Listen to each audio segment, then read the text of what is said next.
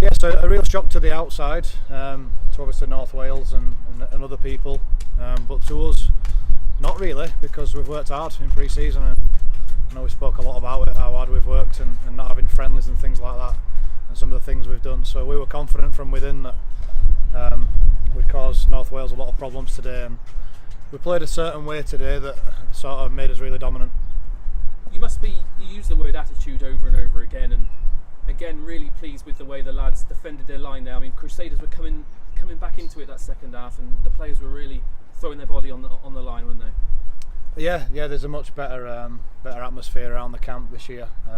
Like I say, we've got rid of a few. Well, not got rid. We've didn't keep a few people, and they've gone on to other clubs, and it were a conscious effort to put a squad together that wanted to work for each other and just crack on, really. That we're happy to be coached and happy to take criticism but respond to it, and that's how you improve. And we've got a load of lads that want to improve still. None of them come thinking of the finished article, wanting to just crack on and train. They want to be taught, and they want to train hard, and that's showing already in the first 2 games. When you go in with a substantial lead at half time, is it a case, I mean, what do you say to the players? Just much more of the same, or is it just repeating how important concentration is in this game? Yeah, I mean, every game's different. I mean, obviously with this one today, North Wales scored 2 right before half time to make it look a little bit closer than what it actually was. So they probably went in with their tails up, and we probably came in a little bit negative, even though we were so far ahead on the scoreboard. With the goal kicks there, we were probably out of sight, weren't we?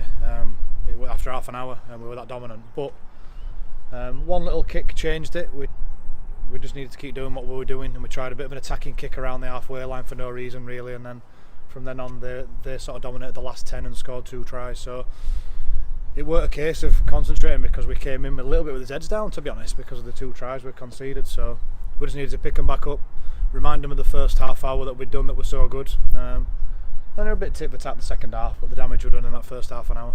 It's been quite tough the last couple of matches trying to pick a man of the match, really. There's a lot of players, especially the new ones, who have really put their heads up and really settled in nicely. That must please you.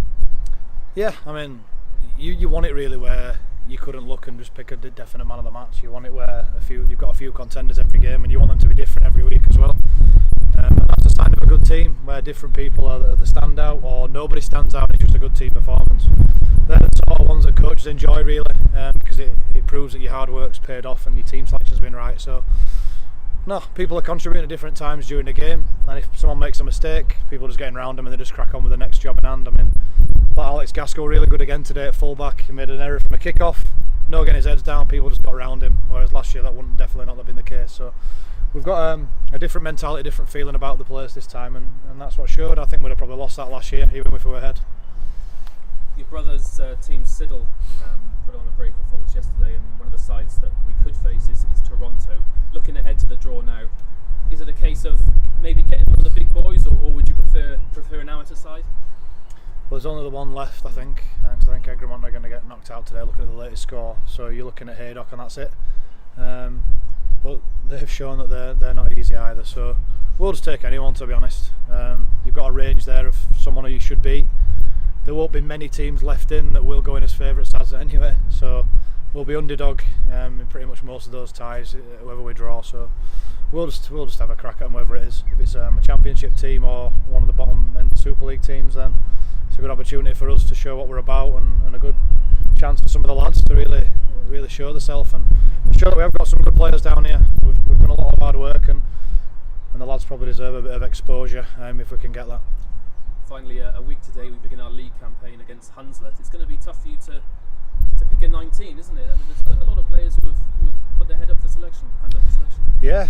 Obviously, we made a couple of changes today to make sure that everyone had a run out over these first 2 weeks. I mean, there's 3 guys out there that haven't. Obviously, we didn't have a friendly, so nobody played a friendly. But 3 guys didn't play last week either. So the last time they played was the last game of last season. And Billy Brickhill's there done 80 minutes against his old club. The last game he played was for Crusaders.